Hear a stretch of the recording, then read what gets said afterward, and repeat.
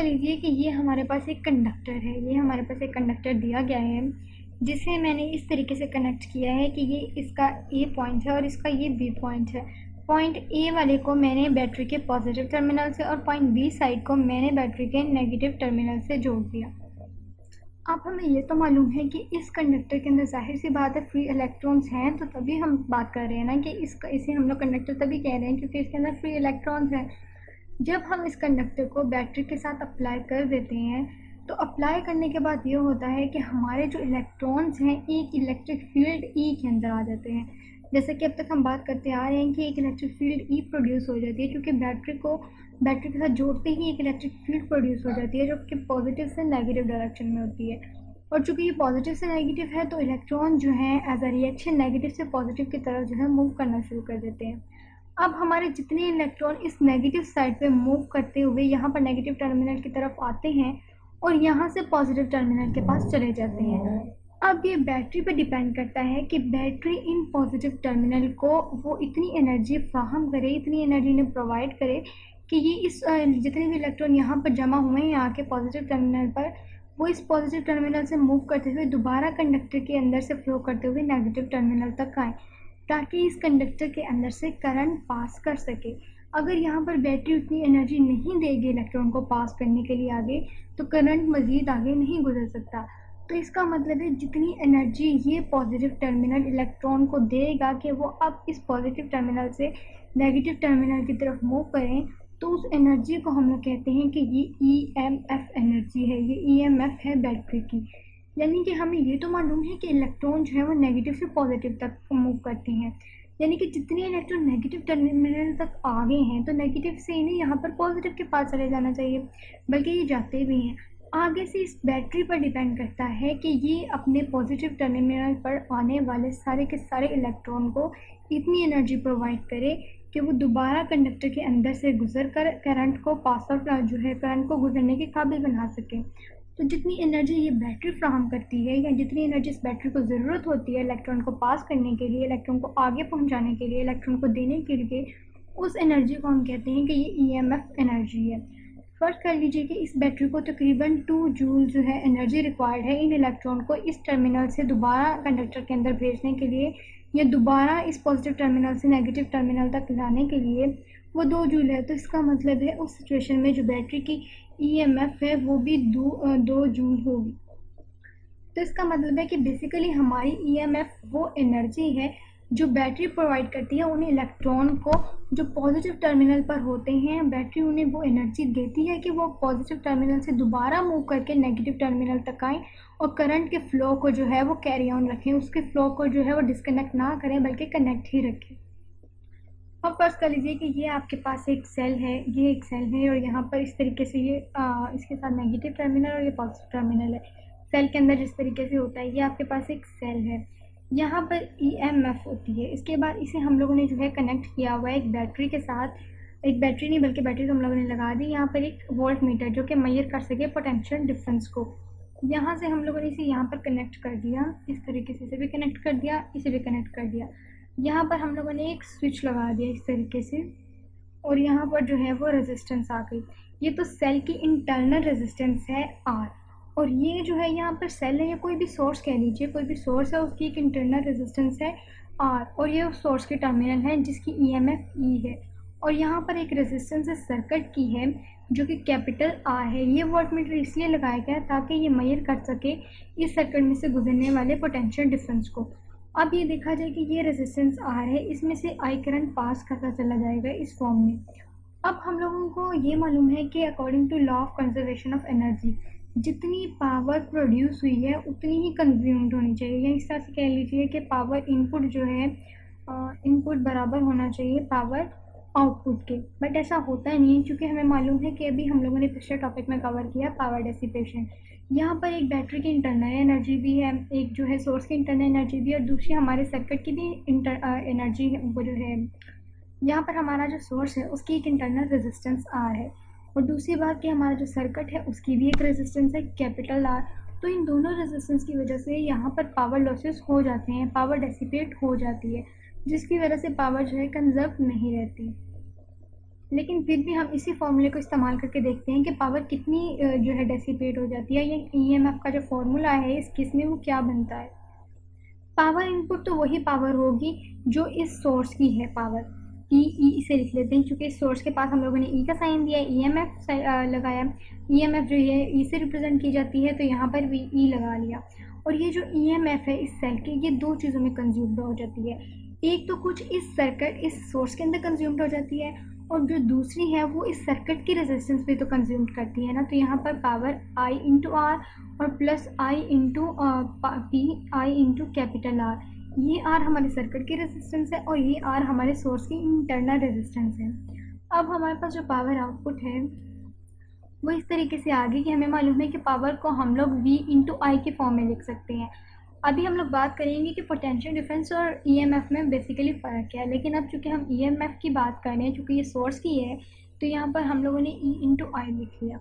यहाँ पर जब E इंटू आई आ जाएगा तो power I into small R plus I power I into capital R, यहाँ पर हमारे पास इस तरीके से सिचुएशन आ जाएगी। तो पावर जैसे कि हम लोगों ने बात की है कि E इंटू आई है और दूसरा फार्मूला हमें पावर का मालूम है कि ये आई स्केयर इंटू आर है। तो क्यों ना यहाँ पर मैं वो फार्मूला लगा लूँ कि यहाँ पर I square into small R plus I square into capital R. तो यहाँ पर जो पावर इनपुट है वो बराबर आ जाएगी पावर आउटपुट के। अब देखा जाए तो अगर मैं इस रिलेशन से आई कॉमन ले लूँ तो यहाँ पर I into R plus I into capital R रह जाएगा और यहाँ पर ई आई। सर्किट में से गुजरने वाला करंट तो हर हाल में सेम रहेगा, इसलिए ये कैंसिल हो जाएगा और ईएमएफ जो है इस सर्किट के लिए, इस सोर्स के लिए, वो I into small R plus I into capital R निकल आती है। अब ये जो हमारी ई है, जिसे हम ईएमएफ कहते हैं बैटरी की, अब ये जो हमारी ई है, ई हमेशा हमारी बैटरी के वोल्टेज यानी इनके पोटेंशियल डिफरेंस से हमेशा बड़ी होती है अंडर नॉर्मल कंडीशन। और ये वैसे नॉर्मल कंडीशन में हमारी ईएमएफ हमेशा हमारी बैटरी के वोल्टेज से या पोटेंशियल डिफरेंस से ज़्यादा होगी। और ये ई के इक्वल यानी ई और वी इक्वल की सिचुएशन में आते हैं जब तीन सिचुएशन होती हैं। पहली सिचुएशन ये कि जो इंटरनल रेजिस्टेंस है सोर्स की वो ज़ीरो हो जाए। इंटरनल रेजिस्टेंस मतलब कि स्मॉल आर अगर वो ज़ीरो हो जाए, यहाँ पर ज़ीरो पुट कर दूँ तो E is equals to capital I R आ जाएगा। कैपिटल आई आर जो है ये वोल्टेज है बैटरी हमारे जो है पूरे सर्किट का वोल्टेज। इसे आप इस तरीके से देखें कि यहाँ पर जो है कैपिटल रेजिस्टेंस आर है इस सर्किट की, और इस सर्किट में से जब हमारे पास सर्किट की रेजिस्टेंस दी हो उसमें से करंट पास कर रहा हो तो हम लोग ओम्स लॉ के अकॉर्डिंग इनके प्रोडक्ट से जो है पोटेंशियल डिफरेंस कैलकुलेट कर सकते हैं। तो जहाँ पर आई और आर का प्रोडक्ट हम ले सकते हैं, इसका मतलब है कि वहाँ पर पोटेंशियल डिफरेंस वी भी प्रेजेंट है। अगर यहाँ पे small R internal resistance source की ज़ीरो हो जाए तो हमारे पास जो है ई, अगर यहाँ पे मैं इसको ज़ीरो पुट करके ही दिखा दूँ आपको, तो हमारे पास इस तरीके से आता है I into R plus I into capital R. ये चूँकि ज़ीरो हो गया है तो यहाँ पर आई आर का फैक्टर रह जाएगा। ये आई आर जो है ये वोल्टेज के बराबर है पोटेंशियल डिफरेंस, और ये ई एम एफ तो यहाँ जो है हमारे पास कैपिटल ई है, ये E M F of the battery है। तो ये ई एम एफ जो है पोटेंशियल डिफरेंस के बराबर जो है उस वक्त आएगी जब हमारे सोर्स की इंटरनल रेजिस्टेंस ज़ीरो हो जाएगी। इसके अलावा दूसरा तरीका ये भी हो सकता है कि सर्किट में से पास करने वाला करंट अगर ज़ीरो हो जाए तो भी हमारी जो ईएमएफ ऑफ द बैटरी है वो हमारे potential difference of the circuit के इक्वल आ जाएगी। ये किस तरीके से इक्वल आएगी, ये इस तरीके से इक्वल आएगी कि हमारी ईएमएफ जो है वो I into small R plus I into capital R के प्रोडक्ट के इक्वल है। अगर सर्किट में से गुजरने वाला करंट में इंटरनल रेजिस्टेंस यानी कि जो सोर्स है, सिर्फ सोर्स के करंट की बात कर रही हूँ, तो सोर्स में से गुजरने वाला अगर करंट ज़ीरो हो जाता है तो यहाँ पर हमारे पास आई आर आ जाती है। तो ईएमएफ ऑफ द बैटरी जो है वो आई इंटू आर जो कि वी के इक्वल है उसके बराबर आ जाती है। या तीसरी चीज़ ये हो सकती है कि अगर हमारी एक्सटर्नल रेजिस्टेंस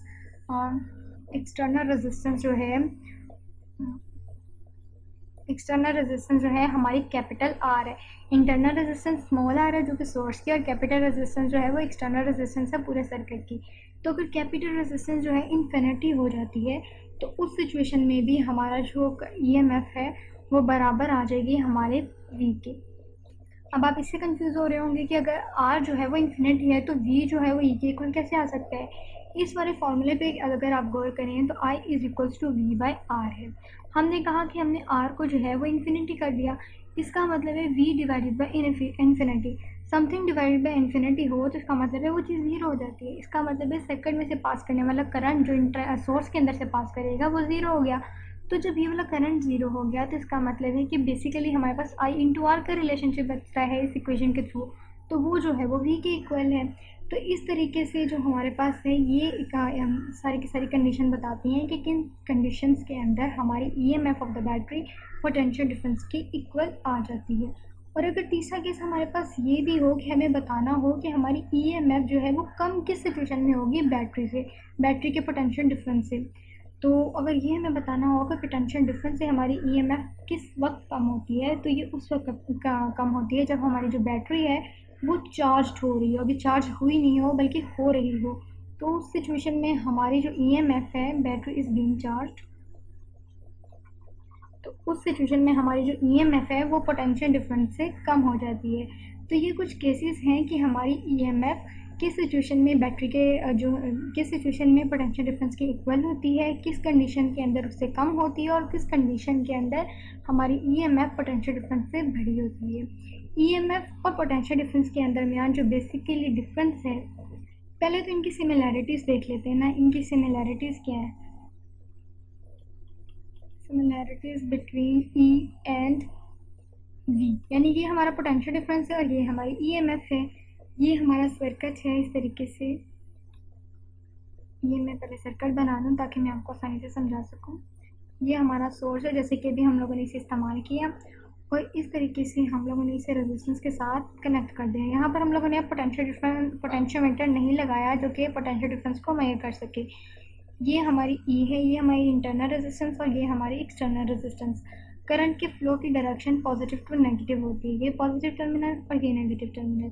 तो इसका मतलब है करंट की जो डायरेक्शन है वो इस सिचुएशन में जा रही है। यहाँ पर जो है करंट है और हमारे पास जो यहाँ पर पोटेंशियल डिफरेंस आ जाएगा, क्योंकि यहाँ पे रेजिस्टेंस है और रेजिस्टेंस में से कुछ करंट पाई गुजर आया है, तो V is equals to I R हमारे पास पोटेंशियल डिफरेंस आ जाएगा। अब इनमें सिमिलैरिटी ये होती है कि E और V दोनों ही जो मेजर करते हैं वो work done per unit charge को मेजर करते हैं। ये भी चीज़ दोनों में सेम है। दोनों के जो यूनिट्स हैं, इनके यूनिट जो हैं वो भी वॉट है। दूसरी बात ये कि ये हमारी जो E है, ये E हमारी इलेक्ट्रिकल पावर प्रोड्यूस करती है, यानी कि इस तरह से लिख देना चाहिए कि E जो है वो प्रोड्यूस करती है electrical power, produces electrical power P, जबकि R जो है उसे डेसिपेट करती थी। R डेसिपेटेड्स power. E जो है वो प्रोड्यूस करेगी इलेक्ट्रिकल पावर, जबकि ये कैपिटल R जो एक्सटर्नल रेजिस्टेंस है वो पावर को डेसिपेट कर देगी। इसके अलावा जो पोटेंशियल डिफरेंस है वो E की अक्रॉस प्रोड्यूस होता है यहाँ पर, यानी कि पोटेंशियल डिफरेंस प्रोड्यूस होगा। जो पोटेंशियल डिफरेंस है वो प्रोड्यूस ही ईएमएफ की वजह से होता है, जबकि ये पोटेंशियल डिफरेंस जो है ड्रॉप कर जाता है अक्रॉस आर। पोटेंशियल डिफरेंस जो है वो ड्रॉप कर जाएगा अक्रॉस आर।